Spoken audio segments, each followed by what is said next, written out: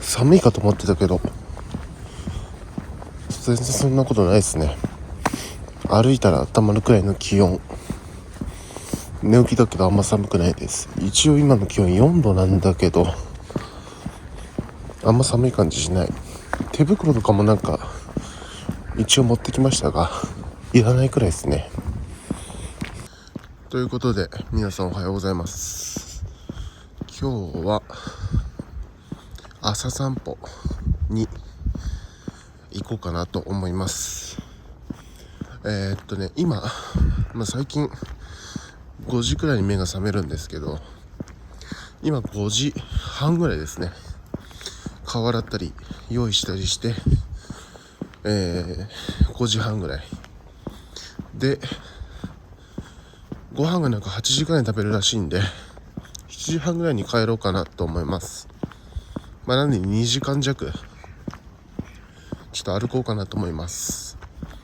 本当はね、朝こうやって散歩するの好きなんですけど、なかなかやれてないですね。あっちでもやんないし、なんかこっちに住んでた時の方がやってたかもしれないですね。よく早く起きて歩ったりはしてました、長々と。今日はですね、いつものこっちに住んでた時の飯盛の方のコース行ってもいいんだけど、ちょっと気分的にこっちの下の方、駅の裏の方散歩しようかなって思います。こっちの方が行きたいし、あんま登ったりとかしたくないんでね、こっちで行きます。で、結構明るいっていうか、まだ路面は暗いですが、結構やっぱ明るくなるのも早くなったなっていう感じがします。5時くらいに目覚めた時も本当にうっすらと明るくなってるんですよ。なんでもうね、5時に起きると真っ暗で、今くらいの時間にだんだん明るくなってくるみたいな感じだったんですよ。でももう5時半でこんぐらいの明るさで、また30分ぐらいすると6時ぐらいには日が出てくるんで、6時ぐらいに起きるともうめっちゃ明るいじゃんみたいな感じで、なんかもはや昼に起きたような感覚なんですよね。なんで確実に日は伸びてます。夜もね長くなったし、6時くらいになってもなんか明るくてびっくりするんだけど、だからなんか半日以上は明るい時間続いているような感じするんですけど、だってこの前一昨日とか那須に旅行に行って、その時もあっちを4時くらいに出たんだけど、こっち着いてもまだ明るかったんで、かなり日伸びたなっていう感じはしました。っていうか朝めちゃくちゃ人少ないっていうかいないなっていうか、今まで一人も人間とは会ってないんだけど、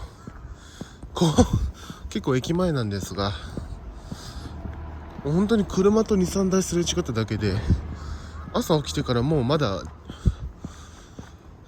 誰とも人間を見てない。そうですね。仙台だと第一村人じゃないけど人いた。仙台だとね、もう早朝でも真夜中でもポツポツ人はいるんですよ。なんか走ってる人とか。なんで人いるっちゃいないんですけど、この全くゼロっていうのが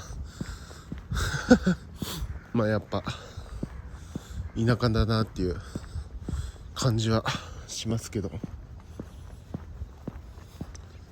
仙台も大都市の東京人とかから見たら田舎かもしれないけど、見てくださいよ、これあそこ駅で、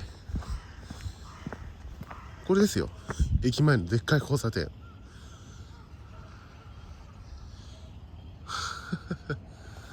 てかなんかあれだな、こうやってなんか撮影するのにずっと手を挙げてるとちょっと指先冷たい感じしますけど、でも反対手は寒くないんですよ。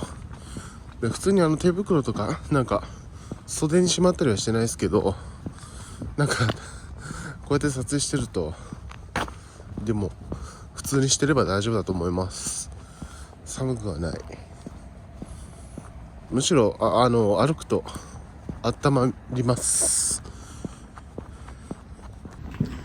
なんか特に用事はないけど駅前に来た。うわ、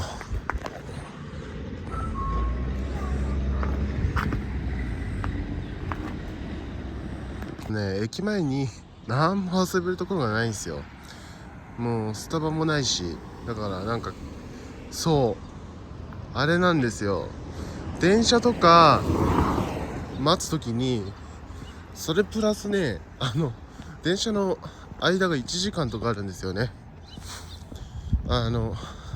仙台とかだとクラスの街だと10分15分20分に1本とか来るんだけど、こっちは普通に1時間とか2時間とか空くから、なんかちょっとコーヒーでも飲んで休憩しようなんて言っても、なんかカフェとかがないから、どこで暇つぶそうっていうのはあったりします。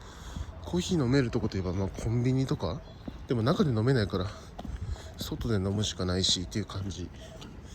唯一なんか中でコーヒー飲んで一服できんのはミスタードーナツが1個だけあります。でもね、駅前ですよ。だからその電車待つときは自分もなんか自分の周りの人もミスドに行くみたいな感じのがありましたけど、本当にそこしか居場所がないんですよね。いや本当になんか飲み屋とかはいっぱいあるんだけどね、飲み屋とかホテルはいっぱいあるから、もう飲んで寝るだけでいいっていう人は楽しめるかもしれないけど、遊びに来た人はちょっと面白くはないと思いますね。飲食店とかもそこそこ、あそこにラーメン屋でも多少距離あるけど、ちょこちょこあったりするけど、なんか居酒屋の方が多いみたいな。なんか居酒屋めっちゃ多いんですよ、駅前。なんかもうちょっと居酒屋街みたいなの作るのはいいと思うけど、もう少し違うの作るものあるだろうと思うんですけどね。ほらこことかコンテナ置き場にしてるのね、なんかもったいなくないですかこれ。もうちょっと高く積んで半分ぐらいにしてなんか作ったらいいのになとか。あれですよね、サティの跡地とかあれ全部駐車場っていうのがあそこ個人的にめっちゃもったいないと思うんですけど、サティっていう今イオンになったのかな、でっかいショッピングセンターが駅前にバーンって、そもそもあれも駅前にあるもんではないけどあったんですよ、サティが。でそれが取り壊されて、なんかサティが全国にサティってあったんだけど、それがイオンになるタイミングでもうここのサティは建物が古いからって壊されたんですよ。だから新たにイオンが建設されるのかなと思ったら何も立たなくて駐車場になったっていう。ここの青木で抗原検査やって陰性だったんだけど、こっちから帰るときに友人宅で焼肉やったらクラスターが起きたっていう事件が。でもあの時祖母に会いに行く前だからそれはそれでよかったのか。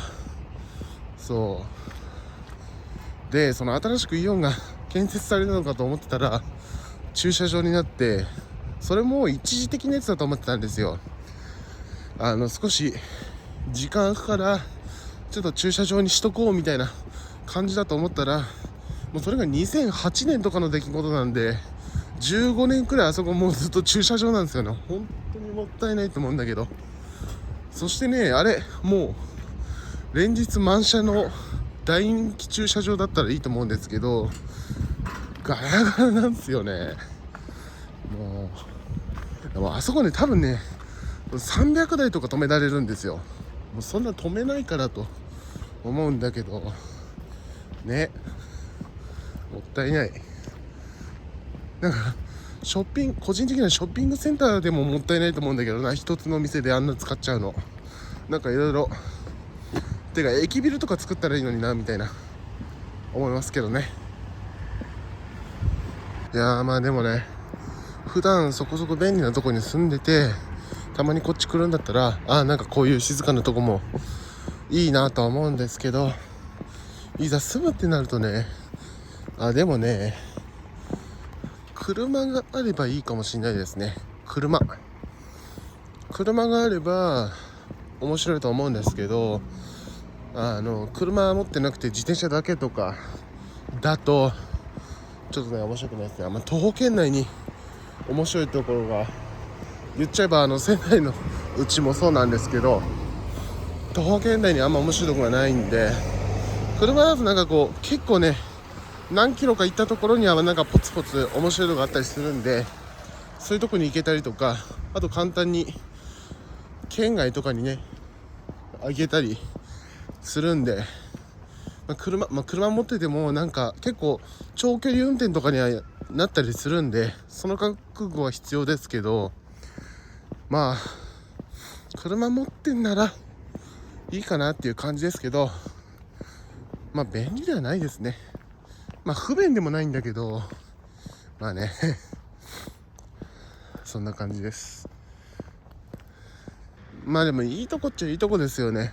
結構田舎とかが好きっていうか、どっちかというと都会があんま好きではないんで、うるさいとこがこういうところいいんですけど、もう一回こっちに住むってなったら車持つこと前提かなっていう感じはしますね。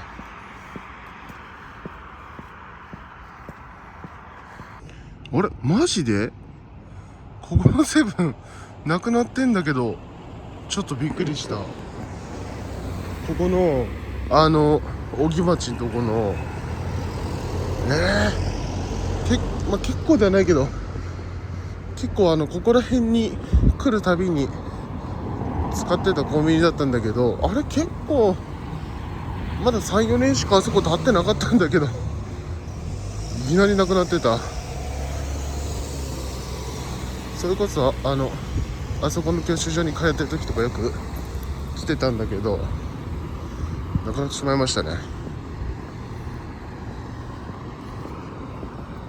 もう免許取ってね1年と1ヶ月ぐらい経ったんだけど、未だに免許を有効活用してません。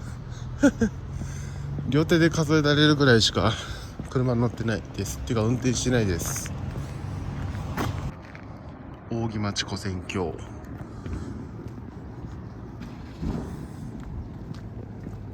っていうかね、何せトイレにちょっと行きたかったんでコンビニ寄りたかったんですけど、あそこのコンビニ寄ろうと思ったんですけど、なくなっちゃったとは。この先もなんかコンビニ1個あったんですけど、そこもなくなってるっていう。そこは結構1年ぐらい前になくなったんですけど、なんでコンビニなくなるかねって。でさらにその先の神戸市の方にあるコンビニも1個なくなったんですよ。それはもっと前ですけど、だからどんだけコンビニなくなるのよって。この4級線沿いだけで3軒なくなってるっていうね。国道なのになんででしょうね。逆に通学交通が多くて意外にも人入んないんですかね。どうなんだろう。結構こうやってまだ5時台でもこんだけ車通ってるし、昼になると結構人も、どうなんだろうね。こういう他のお店に取られちゃうのかもしれないけど、どうなんだろう。磐梯山綺麗ですね。ここら辺景色良くて好きなんですよね。そう、ここのコンビニもなくなったと。いやでも国道にしては車通り少ないですね。あそこにファミマあるじゃん。あそこ行ってもいいけど渡ったくないな。戻って渡るか。インターの方のセブンまで行って行こうかなと思ったんだけど、コンビニに行きたいんで、あそこのファミマでいいじゃん。たあそこ行きます。これも巨人。コンビニに入ってる間に日が出ましたね。モンスターのウルトラパラダイス、南国フレーバーらしいです。楽園はどこだ。多分これ飲んだことないですね。これいろんな色のモンスター飲んでみたいんだけど、なかなか売ってないんですよね、いろんなのが。ちょっとこれ飲んでみます。プルタブは黒。あれだ、マスカットだ。マスカット味です。でね、ゼロシュガーだから甘さが控えめっていうのはあるかもしれないけど、なんかすごい酸味が強くて、なんかレッドブルみたいな感じですね。それモンスターのレビューで言っていいのかわかんないけど、なんか疲れが取れてプラス爽快になれる系です。うまい。よく見るとなんかこの南国の景色というか印刷されてるエンボス加工がされてます。疲れてないのに疲れが取れるということはパワーの前借りができるということでしょうか。ここ曲がっていきます。ここから駅前を通って帰ろうかな。2時間ぐらいかかると思ってたけど、まだ1時間も意外と家出てきて45分ぐらいしか経ってないっていう。空が青くなり始めた頃出てきて、今日が出たぐらいなんでそんなかかってないですよね。なんか結構こっちにいる頃は1時間の散歩とかだったんですけど、なんか仙台の方とかだと普通に 2,3 時間散歩することがあるんで、やっぱりねあっちの方が範囲が広いっていうか、こっち意外にね昔歩いてた散歩もそこまでこう距離的にはなくて範囲は狭かったんだなっていう感じがしますね。なんか昔もあの時でめっちゃ歩いてるなーって思ってたんですけど、仙台でしてる散歩はもう多分もっと距離あるんだなっていう感じてか、なんかあっちだとね行き過ぎちゃうんですよね。それで帰ってくるのめっちゃめんどくさくなるとかあるんで、30分だけとかって考えるんですけど、30分だと特にどこも行けないんだよね。だから意外とこっちの方が密度高いは違うな密度は薄いな。まとまってるのかな、狭い範囲に比較的に。ちょっとよくわかんないわこの道ほんと好きなんですよね。風情がいいですよね。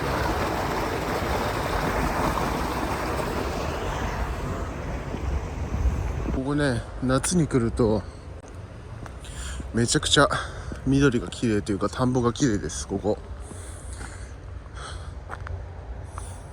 いやでもなんかやっぱあれだな、どこに行くにも距離が近い気がする。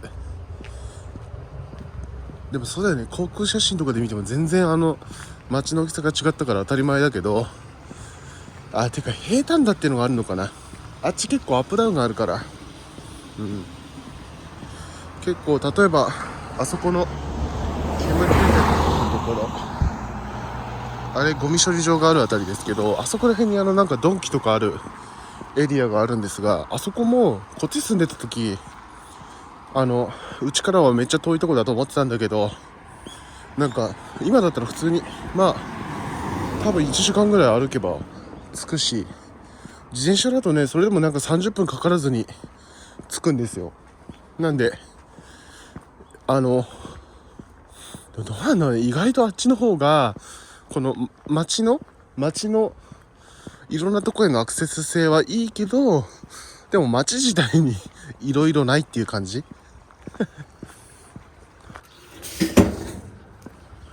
いや夏いなここら辺。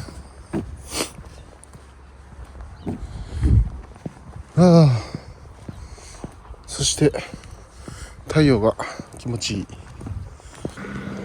ここ先行ってもなんもないから戻ろう。本当はね駅前の方行って帰ろうかと思ったんですけど、今日は普通に平日なんで人多いかもしれないんで、どうすっかな、どこ通って帰ろうか今考えてます。通ったところずーっと戻っていってもいいんですけど、時間は大丈夫なんだけど疲れるかなと思ったんで、でもそうだな、せっかくだからちょっと休み来た道戻ります。でもね、ちょっと寄り道したりとか撮影したりとかしてたんで、行きよりは早いと思いますけど、いいでしょう。じゃあちょっと歩きます。なんか映像でわかるかわかりませんけど、若干ガスってる気がしますね。花粉かな、これが。なんか今年花粉ひどいらしいですね。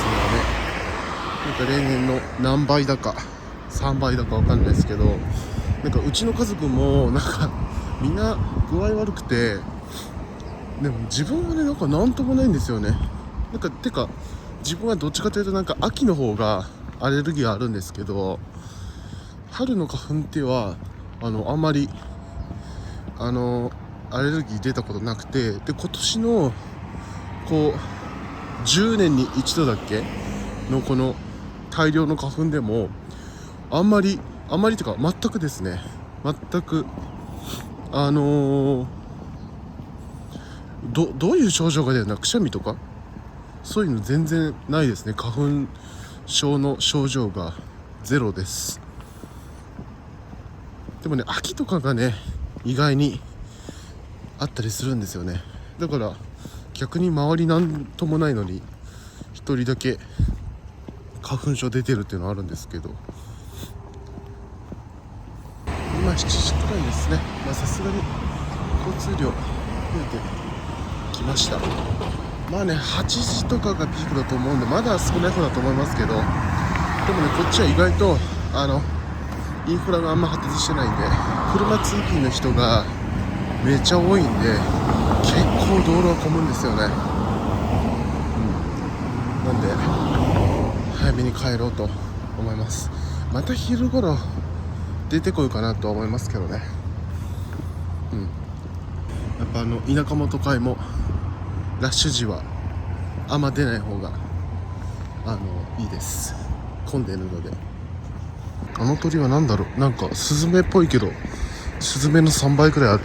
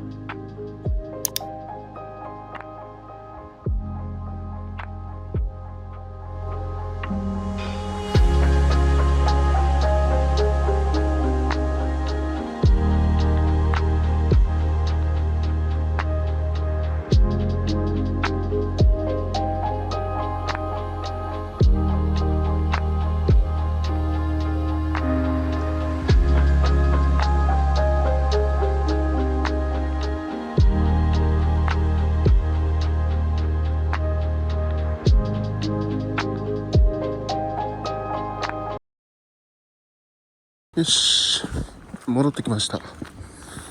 結局2時間ぐらいは散歩してましたね。いや今7時半くらい。このルートいいな。明日もこのルート行こうかな。なんかちょっと違うとこ行こうと思ったけど、ここいいわ。どうも。おかえり。鳥は？おはよう鳥。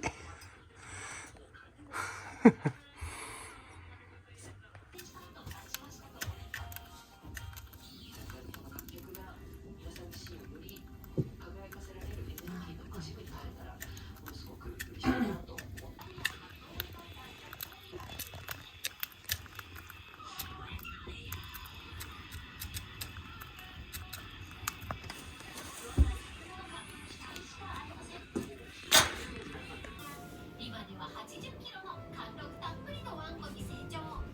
ご主人が名古屋出身なので味噌カツという名前がつきました。そん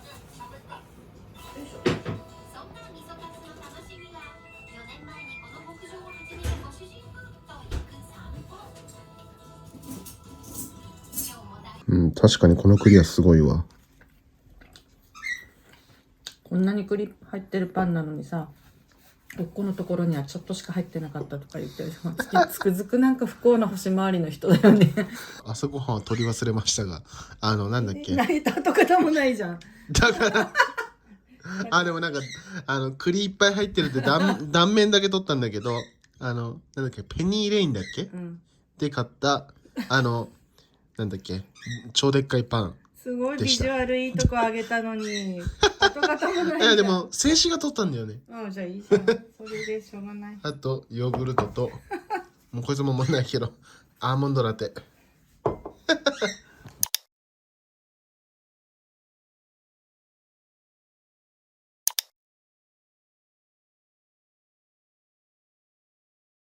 それじゃん出たい？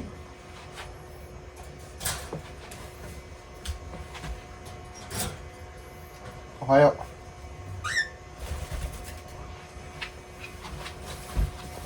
福島に戻った人にも喜んでばかりはいられない事情があります。ハムチーズベーグル明日食べる？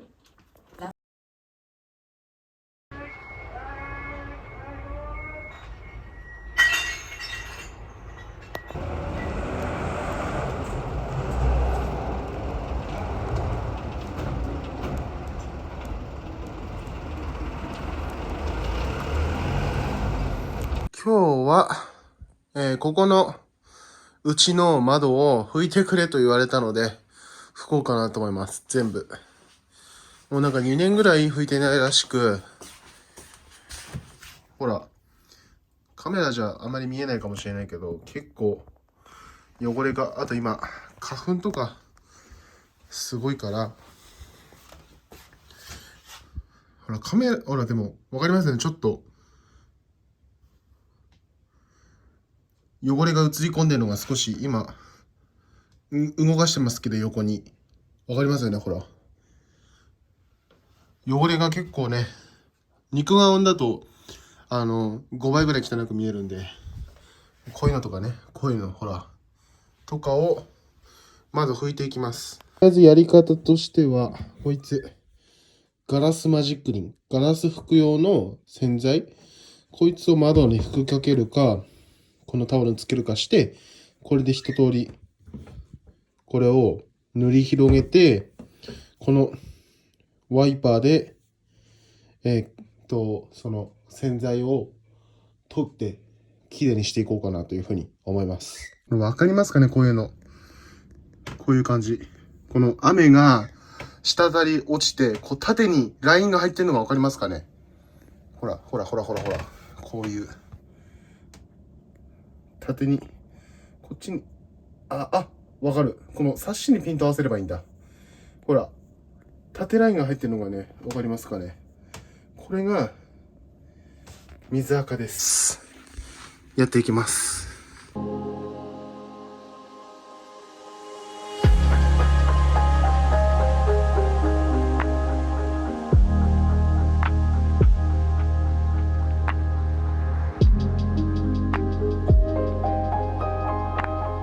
ほらこことかめちゃめちゃ汚い。よし OK。 まだ中やってないから完全に綺麗になってないけどいい感じです。はいって言ってもね、多分カメラじゃよくわかんないけど見た感じめちゃくちゃ綺麗になりました。どうでしょうか。うん。おー。ちょっとね、結構面白くて夢中になっちゃってました。マジックリン洗剤つけて、あれね、ちょっと濡らした方がいいですね。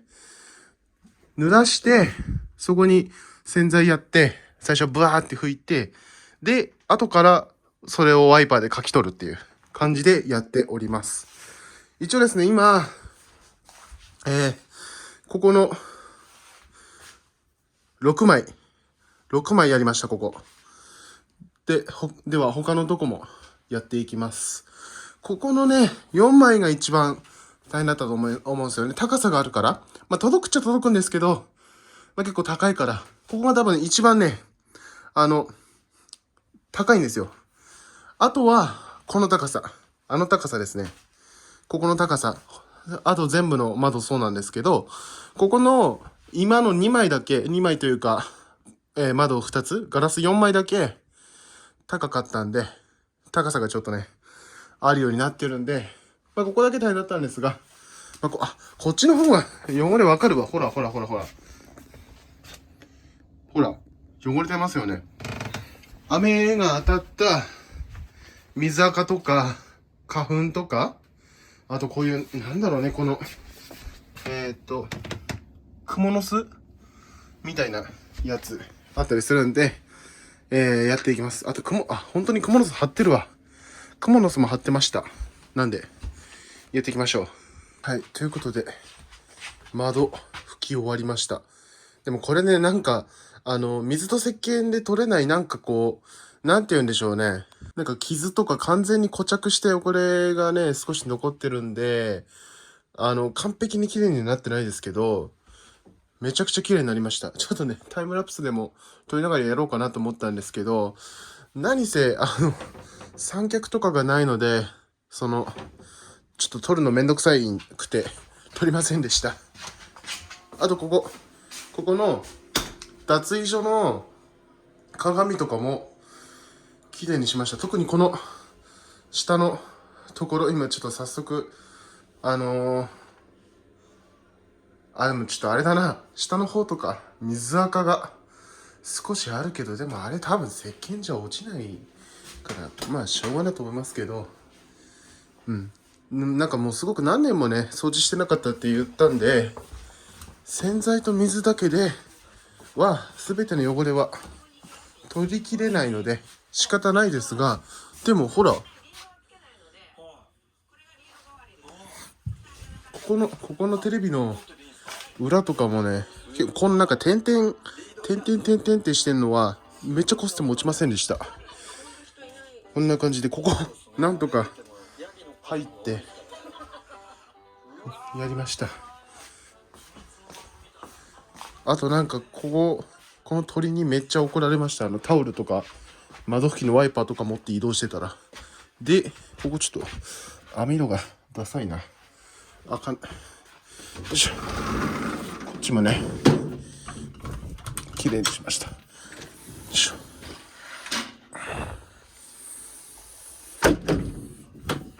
はい。です。ここもなんか汚かったの。綺麗にしました。はい。なんかテープの跡みたいなところが残ってるんですけど、こういうのはなんかこう、ヘラとかでちゃんとやんないと、だからもうガチでやんないと落ちないやつなんで、まあでも、大方綺麗になったんで、いいんじゃないでしょうか。よかった。うん。いい感じ。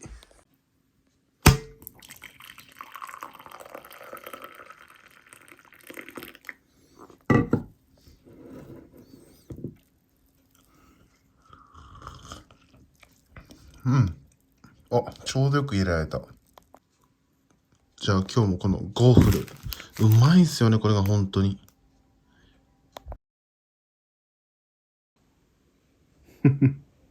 インコは、今さっきまで寝てましたけど、出かけます。バイバイ。バイバイポーさん。超眠そうな顔してる。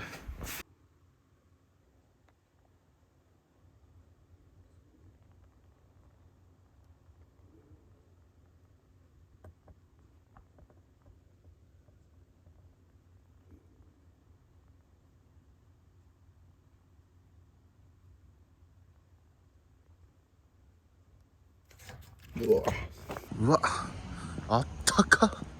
超あったかいんだけど、今ね、気温見たら20度ですよ。20度。超あったかいんだけど、もう夏じゃないですか。なんかもうね、日差しも暑いんだけど、結構なんて言うんだろうな、空気がもうあったかいです。なんか春のなんか気温高い時って日差しがあったかくてもちょっとまだ空気が温まりきってないみたいな、そんな感じあるんですけど、もうなんか空間がもうあったかいみたいな感じで、いやー、いいっすね。あんま暑くなりすぎないでほしいですけど、なんか予報によってはなんか明日から雨なんですよね。で、まあここ数日あとなんか曇りとかなんですよ。まあ雨降ってもせっかくこっち戻ってきてるんで行動はしますけど、晴れ間は今日最後かもしれない。あと数日なんか晴れの予報はないですよね。だからまあ晴れることはあってもこんだけ快晴になるかっていうのは分かんないですけど、でも暑いのもあんま好きじゃないんで、まあその方がある意味楽かもしれないですけど、どうでしょう。いやほんとすごいな。こんな昼間なのに家から出て2人ぐらいしかすれ違ってないっていう。あれは桜かな梅かな。桜と梅の区別つかないですよね。でもここ結構あれじゃん。これどっちだ。桜にしときますか。まあまだ満開ではないけど開花はしてますねこれ。まあちょっと後からここら辺散歩しよう。今日はここ行きます。香味屋。なんかここよくね美味しくて、こっち帰ってくる旅にではないですけど結構行ってるんですけど、家族がなんかここリニューアルしたみたいなことを言ってまして、なんか見てきてくれみたい。うわ待って、混んでんな。どうしよう。結構ね10人くらい並んでいる。マジですか。結構今もう2時になるところでわざと時間ずらしてきたんですけど、やっぱ考え方はみんな同じだったか。じゃあちょっとふらつきますか。家族があそこリニューアルしたって言ってて、何がリニューアルしたんだろう。味なんか麺は変わってないみたいなこと言ってたんですよ。だからスープが変わったのかな。スープ変わったらまあ味結構変わると思うけどね。まあちょっとふらついて、時間何時ぐらいに行けば、2時半ぐらいに行ってみますかね。ちょっと並びたくないんで。そういえば昨日のスノーボードの筋肉痛はほとんどないですね。まあ結構今シーズン最初だったし、結構雪重くて体力使ったんでどっかしら筋肉痛になるかなと思ってたんですけど、全然痛いとこはないですね。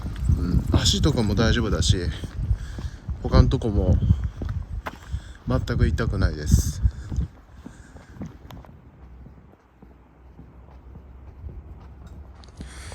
さあ結構もう暑い。なんか結構汗かいてくるレベルですね。もう3月なのに暑い。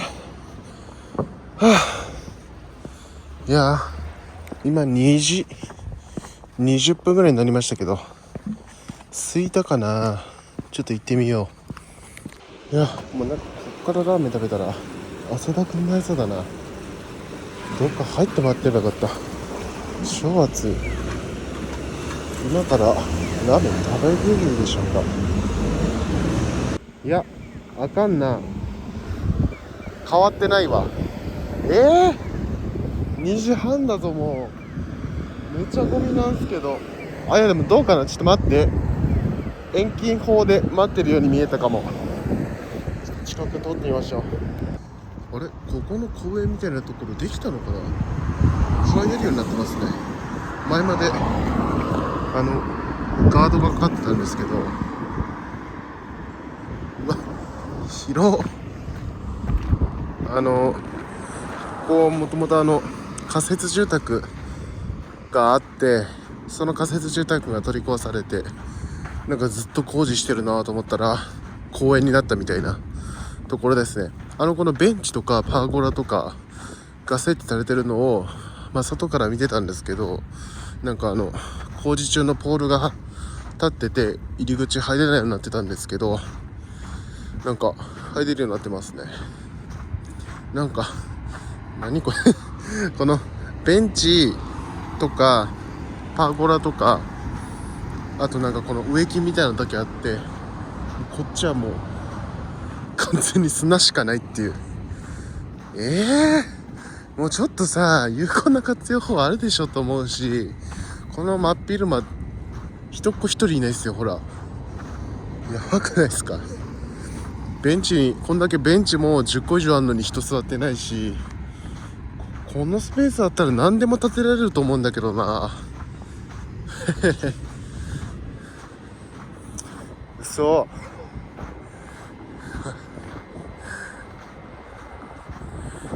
これやばくないですか。どんぐらいあるんだろう。うちのマンションとか3つぐらい建ちそうな広さですよ。いや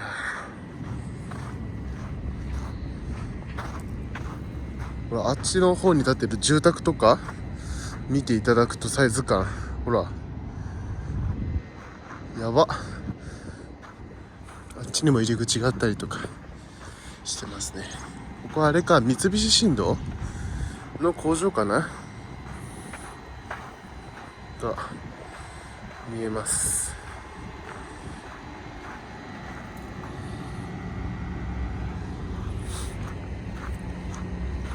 本当になんもないな。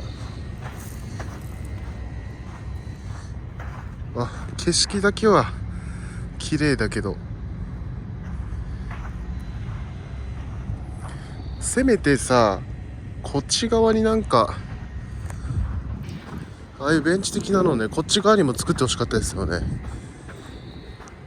でもなんかあそこに小屋的なのがある。何でしょうこれは。小屋。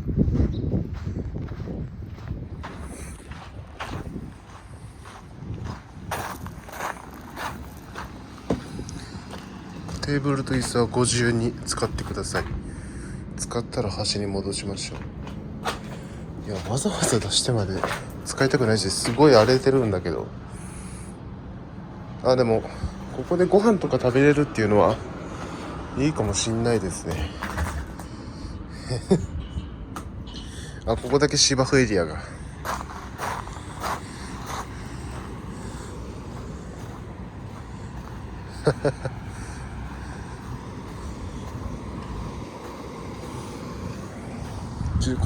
ここの公園の駐車場が一応この公園の駐車場なんですかね、あるんだけど、なんか作んのかなこれから。わざわざ駐車場とかも作ってるから、なんかこれから作りそうな雰囲気もあるけど、どうなんだろう。第67回地区年次大会記念アクティビティ、公園を訪れる方々の憩いの場となりますよう願いを込めて。ライオンズ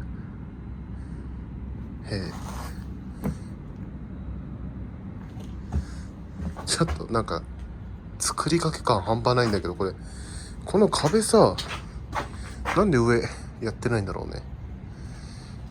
ここはいいとして、でもこれ木は塗った方がいいと思うんだけど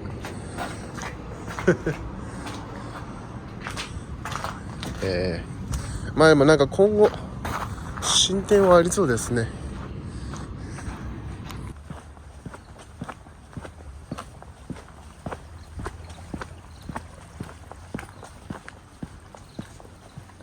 さて再び来ました。どうかさすがにこの時間だと空いてるだろうな。今一組出てきたし。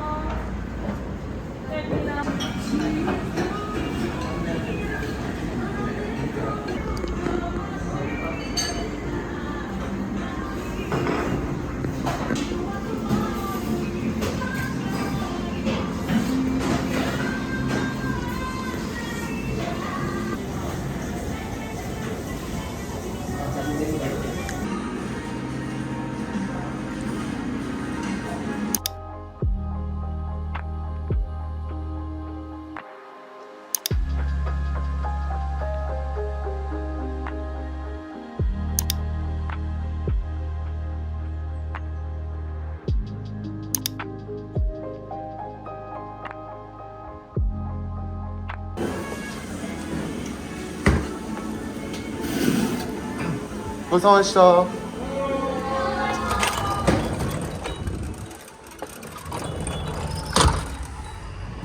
あ、うまかった。なんかすごい結構変わってましたね。なんかなんだ煮干しラーメン的なのがメニューに追加されてましたね。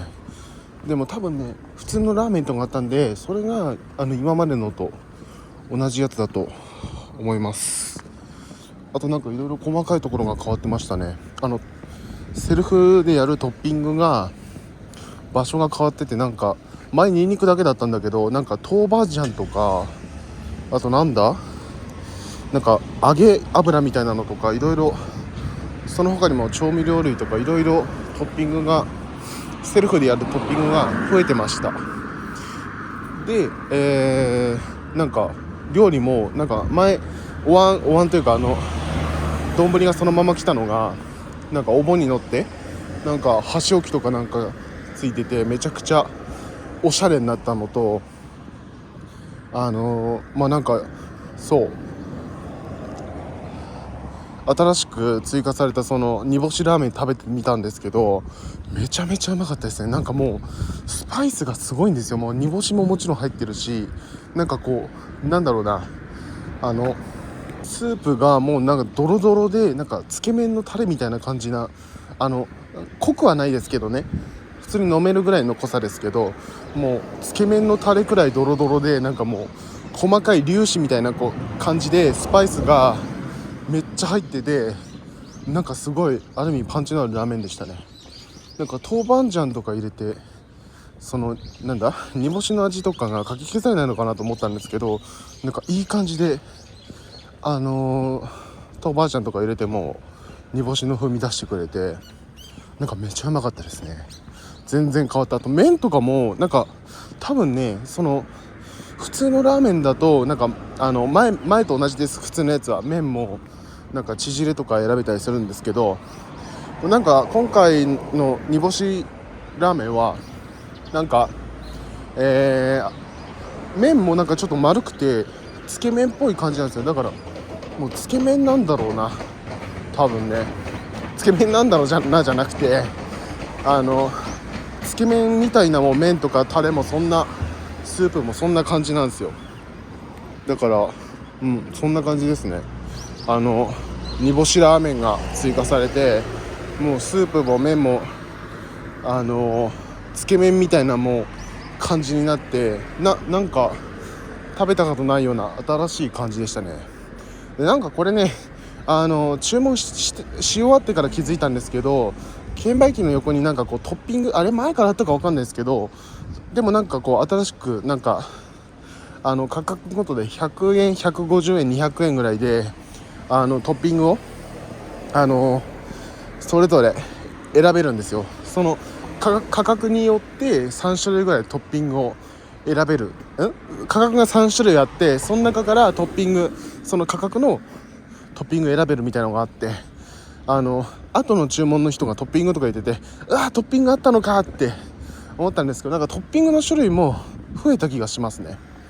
なんで今度行った時そのトッピングもいろいろやってみたいと思いますが、なんかすごい変わっててうまかったです。でも多分普通のラーメンは今までのと変わらないと思うので、今までの味も楽しめるっていうね感じだと思います。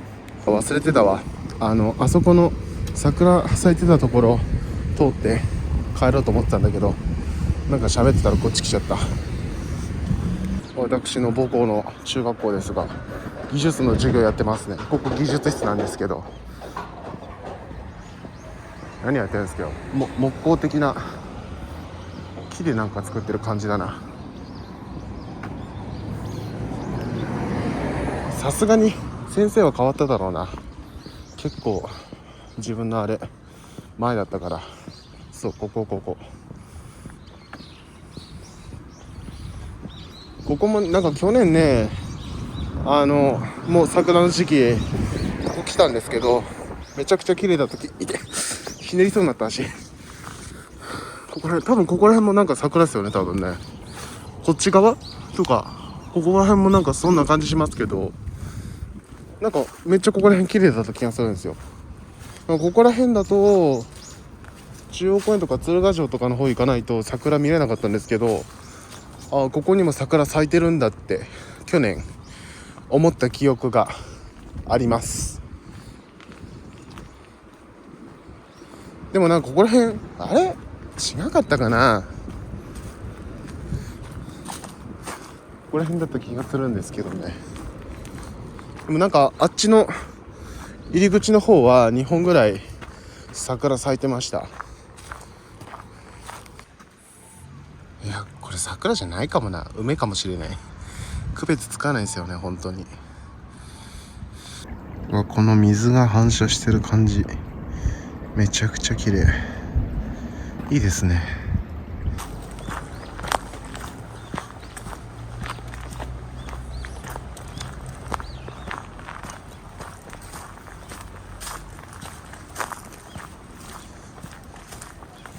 ここの道もね雰囲気めちゃくちゃ好きなんですよね。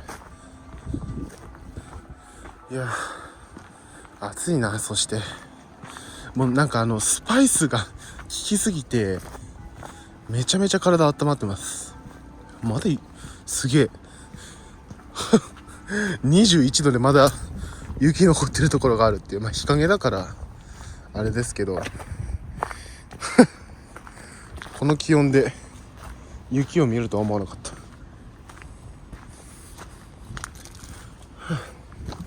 そうそこだけ。でもやっぱなんか桜ここら辺咲いてた記憶があるな。桜の見頃の時期にこっちに来れるかは分かんないですけど、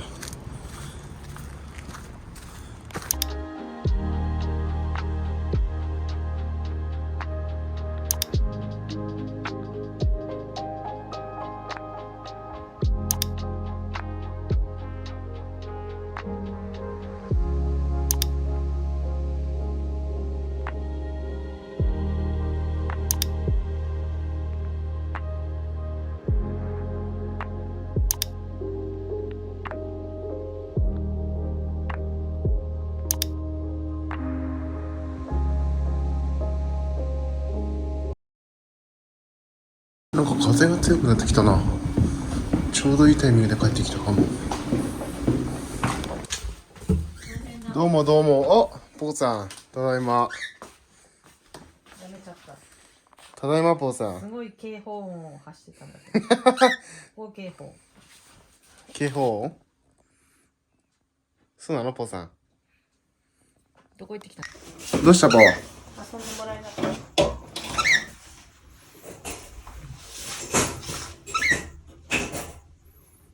ポッポちゃんってやってあげな、ぽーちゃん。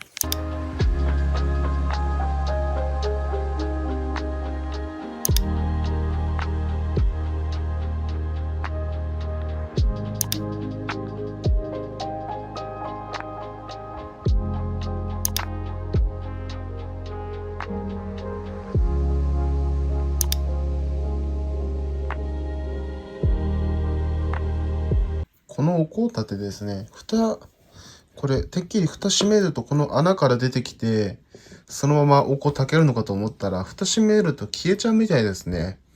でも、お香これ途中で、もういいやってなった時に、消したことないんですよね、多分自分を消し方というか、どうやって消すんだろうね。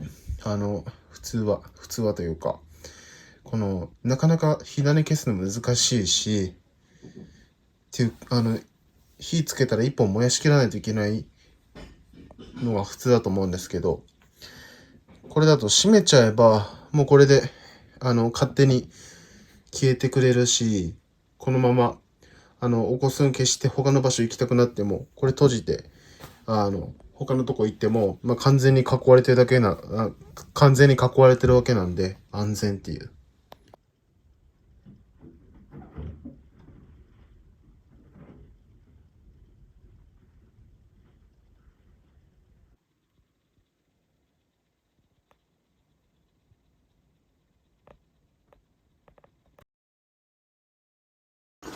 お兄さんは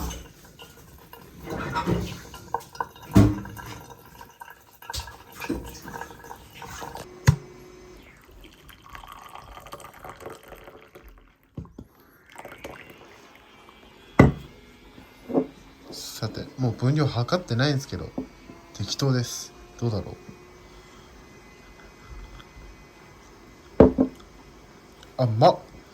なんか適当でも入れられるようになってきた。で、なんか、ニコンは挙動不審。はい、コーヒーのお供はビスチョコ畑。もち吉っていう祖母が大好きなせんべい屋の冬しか売ってないっていうやつです。めちゃでかいビスケット。これが美味しいんですよね。